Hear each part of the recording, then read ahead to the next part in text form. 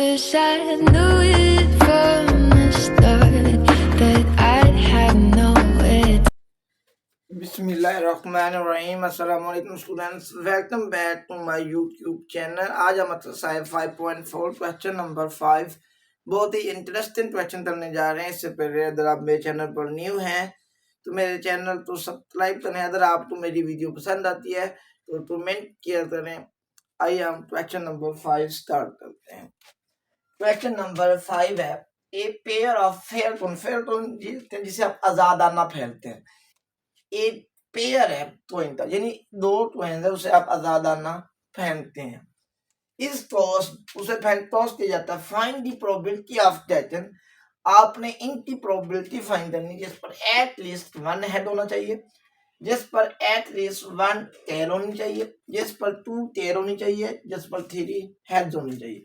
सबसे पहले तो हम उसकी प्रोबेबिलिटी निकालते हैं। एक तो है उसे आपने पेयर में 2 टाइम्स पहनना है। मे भी जब मैं first time twin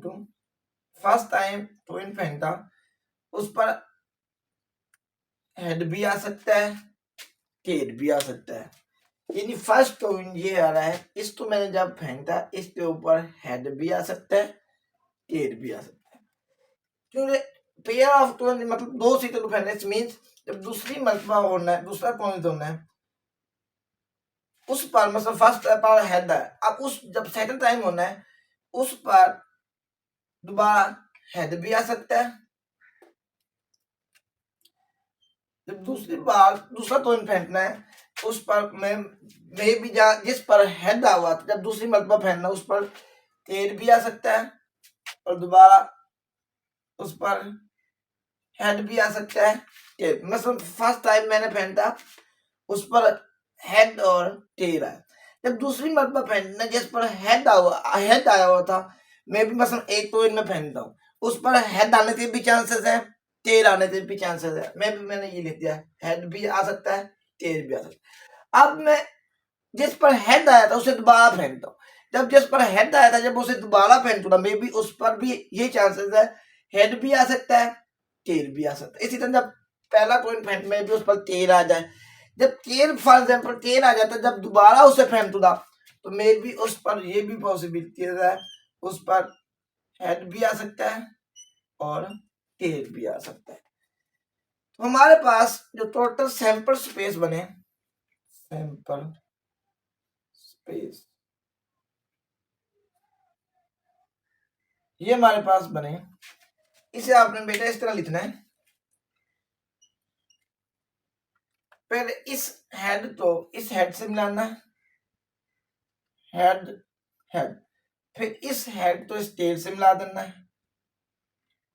head tail. फिर इस टेल तो हेड से मिला देना है, फिर इस टेल तो इस टेल से मिलाना है।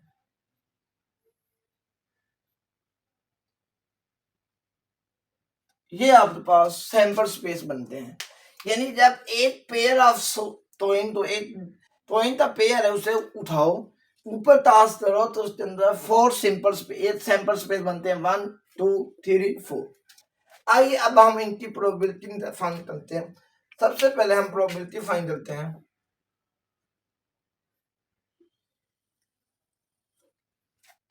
Late A B event, let A be event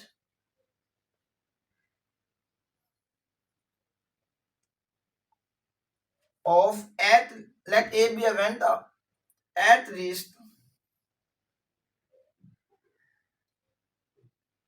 one head। हमने उसकी प्रोबेबिलिटी फाइंड करनी है जिस पर एट लीस्ट वन हेड आना चाहिए। Eight least one head means उस पर एक भी हेड आ सकता है, एक से ज्यादा हेड भी आ सकते हैं। एटलीस्ट वन हेड मींस उस पर वन हेड भी आ सकता है, टू हेड भी आ सकता है, यानी उस पर टेल नहीं आना चाहिए। एटलीस्ट वन हेड मींस उसके ऊपर टेल नहीं आना चाहिए। अब ये फर्स्ट वन है, उस पर भी हेड है, सेकंड वन पर भी। अब आपने उसकी प्रोबेबिलिटी निकालनी है। एटलीस्ट वन हेड मींस उस पर हेड आना चाहिए, एटलीस्ट वन हेड होना चाहिए, एक भी हो सकता है, दोनों हेड भी हो सकते हैं, लेकिन उसके दोनों ट्विंस पर टेल नहीं होना चाहिए। अब आपने वो नंबर लिखने जिससे दोनों सेल पर, इसमें मसलन इस पर फर्स्ट वन पर हेड है, इस पर भी हेड है, यानी उस पर तम एक पर हेड जरूर होना चाहिए, दोनों पर टेल नहीं आना चाहिए। उसके अंदर हमारे पास जो सैंपल स्पेस बनते हैं, एक तो हमारे पास ये बनता है H wow H H H, फिर हमारे पास बनता है एच टी, फिर हमारे पास बनता है टी एच। टी टी हमारे पास नहीं बनता क्योंकि उसने कहा एटलीस्ट वन हेड, का मतलब अब इन दोनों में से हेड जरूर आ रहा है, इन दोनों में भी हेड आ रहा है, इन दोनों में भी हेड आ रहा है। एटलीस्ट वन हेड का मतलब एक हेड होना चाहिए, एक से ज्यादा भी हेड हो सकते हैं। अब क्योंकि अगर मैं ये लिखता हूँ तो इसके अंदर हेड नहीं आता, तो ये शर्त जो कंडीशन है इसको वो सेटिस्फाई नहीं देना। एक हमारे पास ये बनता है, एक ये एक, क्योंकि इन तीनों में हेड जरूर आ रहा है। एटलीस्ट वन हेड में का मतलब एक हेड तो होना चाहिए, एक से ज्यादा भी हो सकते हैं। इट्स मींस एन ऑफ ए हमारे पास हुआ, एन ऑफ ए हमारे पास हुआ 1 2 3, तो एन ऑफ ए की वैल्यू हमारे पास 3 हो जाती है।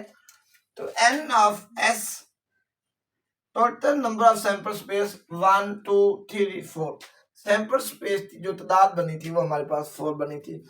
So probability of A is equal to n of a over n of s।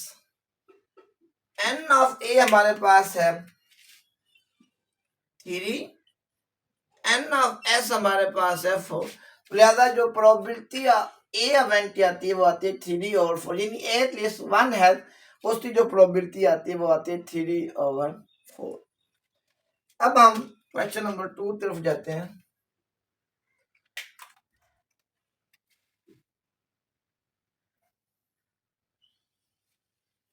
तो क्वेश्चन नंबर 2 है, वो हमारे पास ये है, लेट कर लेता हूँ, late B B event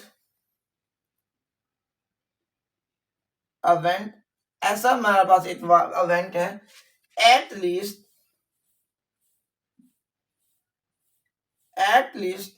one tell,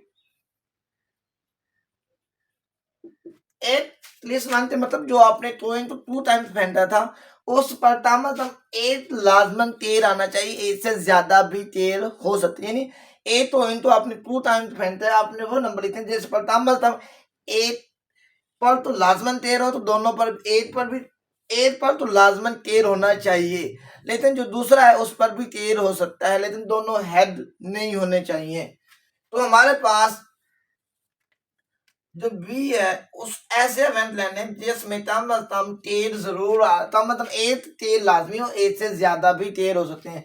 अब ये वाला हमारे पास इसमें शामिल नहीं हो रहा क्योंकि इसके दोनों तो इन पर टेल नहीं आ रहा। उसने बोला एटलीस्ट वन टेल, का मतलब एक टेल तो जरूर होना चाहिए, एक से ज्यादा भी हो सकते हैं। अब इन दोनों में किसी पर भी टेल नहीं आ रहा, तो लिहाजा आपने ये शामिल नहीं करना। हमारे पास आ जाते हैं एच टी, फिर हमारे पास आ जाता है टी एच, फिर उसके बाद हमारे पास आ जाता है T T.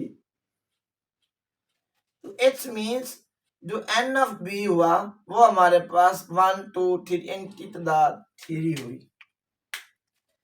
N of S total sample space हमारे पास बनते हैं 1 2 3 4, तो total number of sample space की तादाद हमारे पास 4 है। तो probability of B is equal to n of b over n of s। n of b हमारे पास 3 है, n of s 4 है, लिहाजा प्रोबेबिलिटी ऑफ b जो हमारे पास आता है वो आता है 3/4। अब हम आते हैं क्वेश्चन नंबर 3 तक। Let C B event, let C be event of two tails, two tail। अब इस जो सैंपल स्पेस बना था उसमें कितने ऐसे इवेंट है जिससे दोनों तो इन पर 13 आ रहा हो, तो इस पर सिर्फ यही हमारे पास इवेंट है जिससे दोनों पर 13 आ रहा है, इसके अलावा और कोई नहीं। इट्स मीन्स जो एन ऑफ सी हमारे पास बना, एन ऑफ सी की तादाद जो हमारे पास हुई वो 1 हो, क्योंकि 8 नंबर आया 8। तो एन ऑफ एस हमें पता है इनकी तादाद 4 है। इस पूरे तो 1 ये 2 ये 3 ये 4, it's means N of S तादाद हमारे पास 4 आई। तो probability of C is equal to N of C over N of S. Probability of C, N of C का आंसर हमारे पास 1 है, एन ऑफ एस का आंसर हमारे पास 4 है। तो जो प्रोबेबिलिटी ऑफ सी हुआ तो उसका जो आंसर आता है वो आता है 1/4। अब हम आते हैं क्वेश्चन नंबर 4 की तरफ। पार्ट नंबर इसका 4 है। लेट कर लेता हूँ, let D B event, D B event. Further let D हमारे पास एक इवेंट है ऑफ 3 हेड्स, ऑफ 3 हेड्स, जिस पर 3 हेड्स होने चाहिए।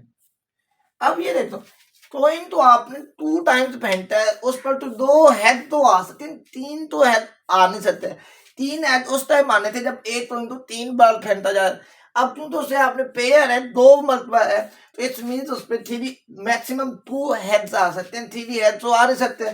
तो इट्स मीन्स जो एन ऑफ डी जो डी है इसके हमारे पास कोई सैंपल स्पेस नहीं बनता। तो एन ऑफ डी जो है 3 हेड्स तो आते नहीं, हमारे पास 2 हेड्स आ रहे हैं।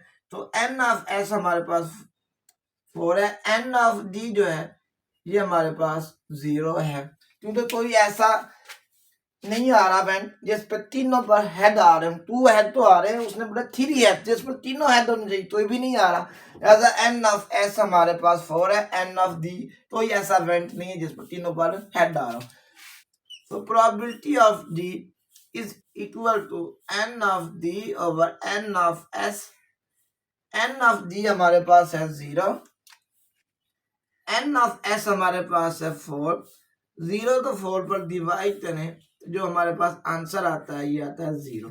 ज्यादा जो 3 है इवेंट है इसकी जो पॉसिबिलिटी है वो 0, क्योंकि किसी कॉइन पर तीनों, क्योंकि आपने 2 टाइम्स किया, 3 टाइम तो किया नहीं, 3 टाइम अगर ये तो उतना उसे थ्राइस टाइम फेंटा, फिर तो हटाना था, अब उसने ट्वाइस बोला है, तो इट्स पेयर, एक पेयर है, तो इस मींस उस पर तीनों पर 2 हेड्स तो आ सकते हैं, 3 हेड्स नहीं आ सकते। ज्यादा इसकी जो प्रोबेबिलिटी है वो हमारे पास 0 है।